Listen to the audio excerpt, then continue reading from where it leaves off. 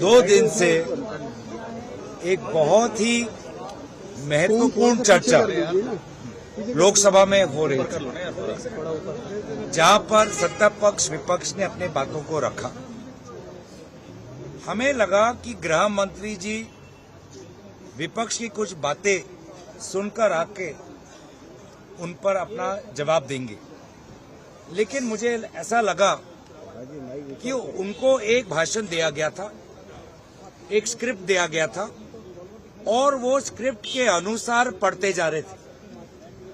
राहुल गांधी जी ने जो अहम सवाल उठाए, अखिलेश यादव जी ने जो अहम सवाल उठाए, टीएमसी के कल्याण बनर्जी ने, डीएमके के मारन जी ने, एनसीपी के सुप्रिया सुले जी ने, विभिन्न जो हमारे राजनीतिक दल के नेताओं ने जो भी अहम विषय उदाहरण प्रमाण के साथ रखे, हमें लगा कि गृह मंत्री आएंगे, बातें रखेंगे, लेकिन गृह मंत्री एक भाषण, एक स्क्रिप्ट, एक लिखे हुए भाषण को वो पढ़ रहे थे और बार बार अफवाहें।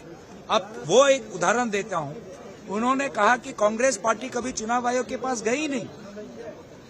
कितने बार चुनाव आयोग के बाहर हमारे दलों के नेताओं ने प्रेस कॉन्फ्रेंस किया है, कितने बार हमने कंप्लेंट दर्ज की है और सदन के अंदर कितने बार विभिन्न दलों के नेताओं ने कहा है कि हम चुनाव आयोग के पास जाते हैं, कंप्लेंट लेके जाते हैं, चुनाव आयोग हमारी बात सुनता ही नहीं,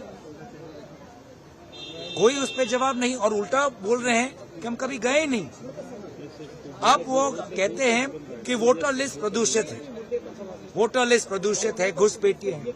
अच्छा, जब आपको 400 पार का सपना दिख रहा था, जब प्रधानमंत्री मोदी जी अपने आप को दिव्य व्यक्ति समझ रहे थे, तब आपको वोटर लिस्ट में प्रदूषण नहीं देखा, तब आपको वोटर लिस्ट में घुसपैठिया नहीं देखा।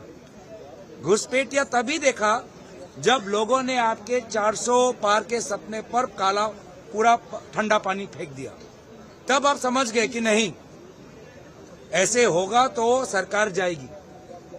और 400 पार का जो सपना का जो करारा हार मिला, आप समझ गए थे कि हरियाणा में आप हारने वाले हो, महाराष्ट्र में आप हारने वाले हो, बिहार में आप हारने वाले हो, सरकार 2.5 साल में पलटने वाली है।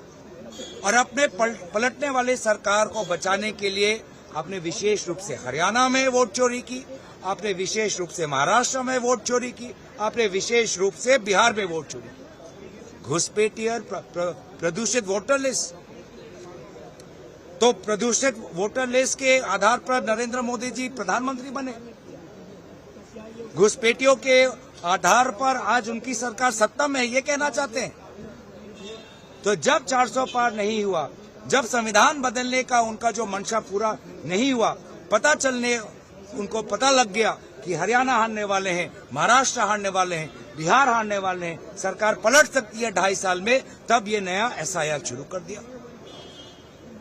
तब ये मुख्य चीफ इलेक्शन कमिश्नर को विशेष ताकत दे दी, विशेष सुरक्षा कवच दे दिया कि चाहे कुछ भी कर दो, क्रिमिनल प्रोसिक्यूशन नहीं होने वाला। और ये लोगों को बीच में अपनी बात ले जाने के लिए घुसपैठिए बोलने लगे। अभी दोबारा घुसपैठिए की बात कर ही रहे थे, हमने बार बार पूछा, बिहार में कितने घुसपैठिए मिले, कितने घुसपैठिए मिले बिहार में? और घुसपैठिए अगर इतने समय से है तो कौन इसका जवाब देगा? गृह मंत्री स्वयं जवाब देंगे 10 वर्ष से क्या कर रहे थे।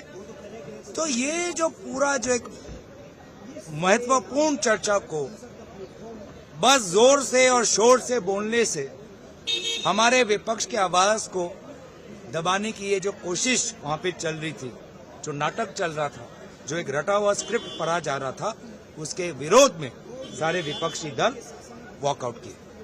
सर, अमित शाह वहीं पे जिक्र किया, कहा कि हाँ 3 बार वोट चोरी हुआ है, वहाँ उन्होंने जवाहरलाल नेहरू